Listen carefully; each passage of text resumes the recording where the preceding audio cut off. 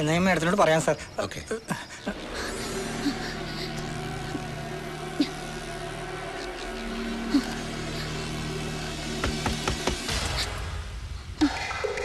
ആരാ? ഞാനാണ് കമ്മീഷണർ കർത്ത.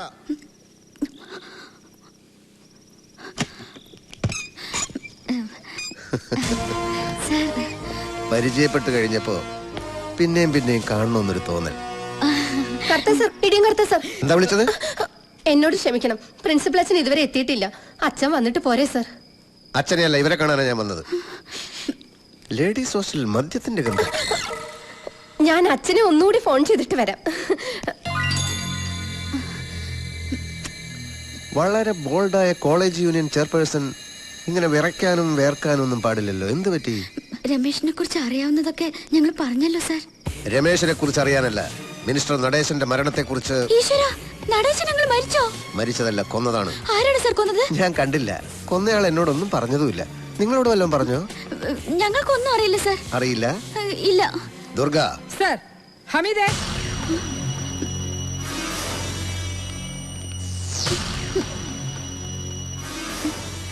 ഇയാളെ അറിയോ? അതല്ല, ഇയാളെ അറിയോ? ഇല്ല സാർ. താൻ പറഞ്ഞ രണ്ടുപേരിൽ ഈ കുട്ടിയുണ്ടോ? തന്നെ. ഇത് തന്നെ സാർ സോഫിയോഗ്രാഫ്. ഹമീദേ, വേലായുധനെ കൊണ്ടുപോയിക്കോളൂ.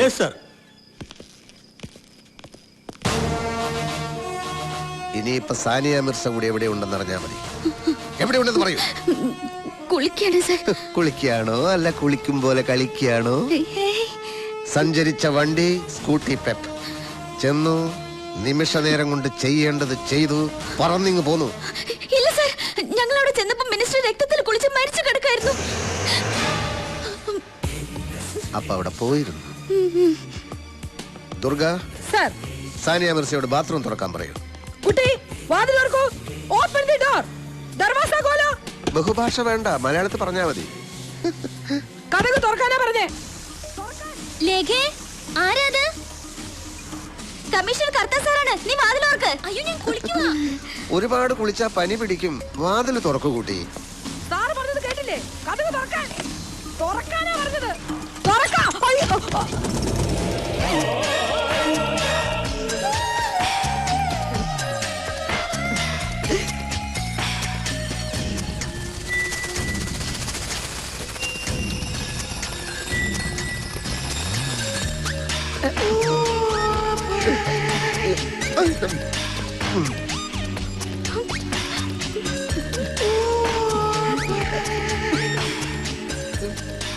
വാതിലടക്കാൻ പറയൂ.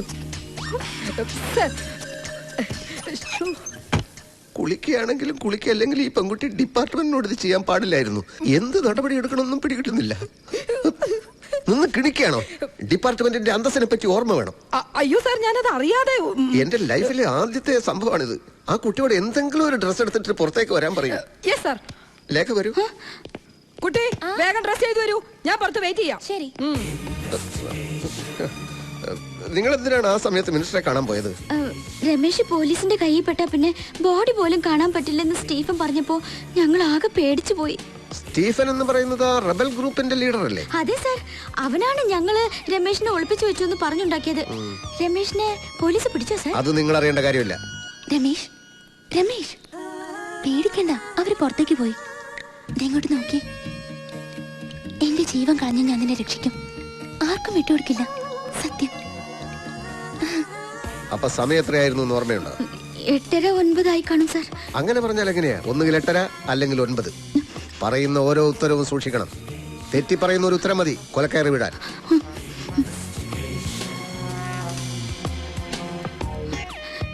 എനിക്ക് കൃത്യമായി ഓർമ്മയില്ല സാർ.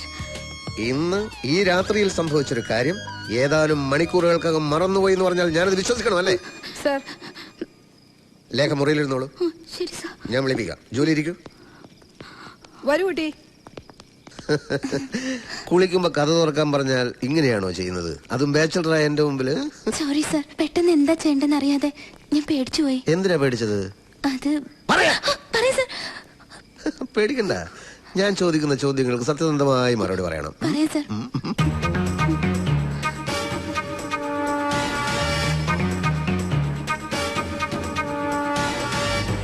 പേടിക്കണ്ട, ഇങ്ങനെ മാറ്റി മാറ്റി ക്വസ്റ്റ്യൻ ചെയ്യുന്ന ഞങ്ങളുടെ ഒരു രീതിയാ.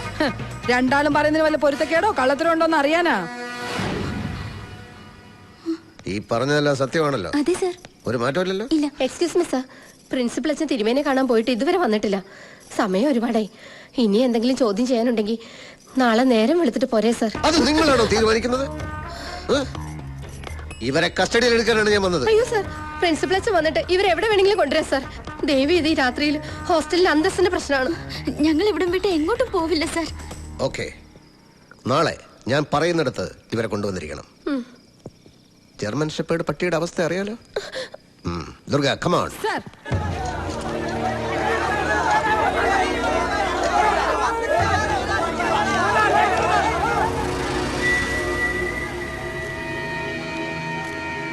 ഇനി ഈ ആംഗിൾ ഒന്ന് എടുക്കും.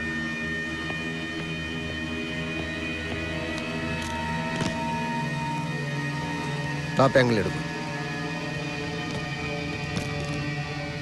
ഇതുവരെ ഇൻക്വസ്റ്റ് കഴിഞ്ഞില്ലേ?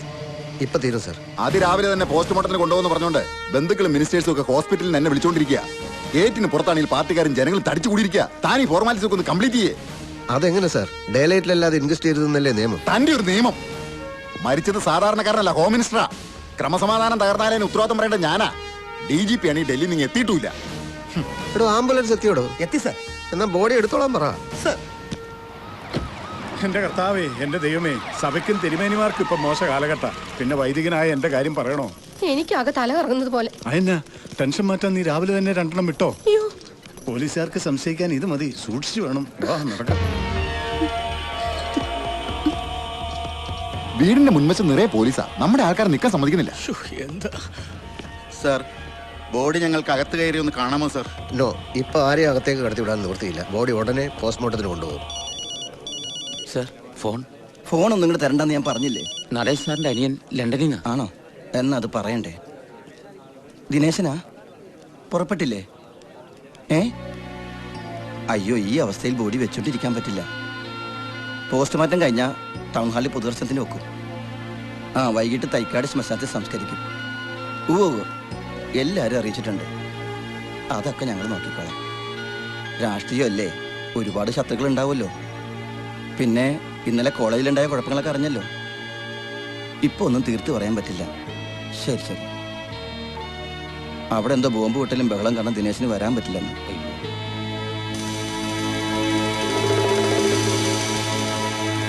വിഘ്നേശ്വരൻ, അയാൾ എന്തോ നായ മണക്കുന്നതിൽ കുനിഞ്ഞു കിടന്ന് മണപ്പിക്കുന്നത്? പോലീസ് നായയുടെ പണി കൂടി ഏറ്റെടുത്തിരിക്കുക. മേലധികാരി ആയിപ്പോയില്ലേ സാർ?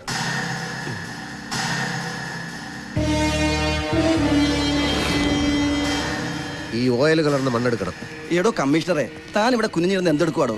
മണ്ണെണ്ണ കലർത്തിയ പെട്രോൾ ഒഴിച്ച് ഓടിക്കുന്ന ഓടി അലഞ്ഞൊരു ഓട്ടോറിക്ഷ ഇന്നലെ ഇവിടെ വന്നിട്ടുണ്ട്. മണ്ണെണ്ണ ഒഴിച്ചു ഓടുന്നതാണോ വെളിച്ചെണ്ണ ഒഴിച്ചു ഓടുന്നതാണോ എന്നുള്ളതല്ല പ്രശ്നം. ഓട്ടോയിൽ വന്ന ആരാണെന്ന് കണ്ടുപിടിക്കാൻ നോക്ക്. പലതും കണ്ടുപിടിക്കേണ്ടിയിരിക്കുന്നു. സാർ, നടേശൻ സാറിന്റെ കുക്കായിരുന്ന അറുമുഖന്റെ വീട്ടിൽ പോയിരുന്നു. അവൻ ഇന്നലെ രാത്രി പോയിട്ട് ഇതുവരെ തിരിച്ചെത്തിയിട്ടില്ല. നടേശൻ സാറിന് ശത്രുക്കളായിട്ട് ആരെങ്കിലും ഉണ്ടോ? അടുത്താൽ ഏത് ശത്രുവും നടേശൻ സാറിന്റെ മിത്രമാണ്. പിന്നെ അകലത്തിലൊരു ശത്രുവുണ്ട്, നടേശൻ സാറിന്റെ രാഷ്ട്രീയത്തിൽ കൊണ്ടുവന്ന ആള്. അതാരാ? Leader KR.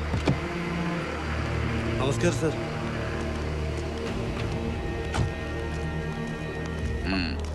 നമസ്കാരം സർ. എന്താ മേരി പയസേ, ഹോസ്റ്റലിലെ ഡിസിപ്ലിനൊക്കെ കളഞ്ഞു കുളിച്ചോ? പ്രിൻസിപ്പൾ അച്ഛൻ ഇവിടെ ഉണ്ടായിരുന്നോ? എന്താ അച്ചോ ഇതൊക്കെ? KR സാറിന്റെ കൊച്ചുമകളായതുകൊണ്ട് ഞങ്ങൾ ഇത്തിരി കൂടുതൽ സ്വാതന്ത്ര്യം കൊടുത്തുപോയി. അതിന്റെ കുഴപ്പാ. രണ്ടാളും കൂടി ഇത്രയും ഒപ്പിക്കുമെന്ന് സ്വപ്നത്തിൽ പോലും കരുതിയില്ല. വേണ്ടാത്ത റിസ്ക് എടുക്കണ്ടെന്ന് മോളോട് മുത്തശ്ശൻ പറഞ്ഞതല്ലേ? രാത്രി സമയത്ത് ഈ ഗസ്റ്റ് ഹൗസിൽ നടേശനെ കാണാൻ എന്ത് ധൈര്യത്തിലാണ് നിങ്ങൾ വന്നത്? ആള് മരിച്ചെങ്കിലും അവന്റെ കയ്യിലിരിപ്പിനെ പറ്റി പറയാതിരിക്കാൻ പറ്റുമോ? Good morning sir. Good morning. ഇങ്ങനൊരു സ്ഥലത്ത് കുട്ടികളെ വിളിച്ചു വരുത്തണമായിരുന്നു. സംശയം തോന്നുന്നവരെ ചോദ്യം ചെയ്യുക എന്നുള്ളത് പോലീസിന്റെ ഡ്യൂട്ടി അല്ലേ സാർ? ചിലപ്പോ ഇവർ ഈ കേസിലെ പ്രതികളായിരിക്കാം, അല്ലെങ്കിൽ പ്രധാന സാക്ഷികളായിരിക്കാം. രണ്ടായാലും ക്വസ്റ്റ്യൻ ചെയ്യാതിരിക്കാൻ പറ്റില്ലല്ലോ സാർ. അച്ഛനും അമ്മയും കൊച്ചിലെ മരിച്ച കുട്ടിയാ ലേഖ. ജൂലിയുടെ അച്ഛനും അമ്മയും സ്ഥലത്തുമില്ല. അവരെ കൂടുതൽ വിഷമിപ്പിക്കാതെ. ഞാൻ ഇവരെ ഇപ്പൊ കസ്റ്റഡിയിൽ ഒന്നും എടുക്കുന്നില്ല. ചില വിവരങ്ങൾ ചോദിച്ചിട്ട് വിട്ടേക്കാം. കമാ വരൂ.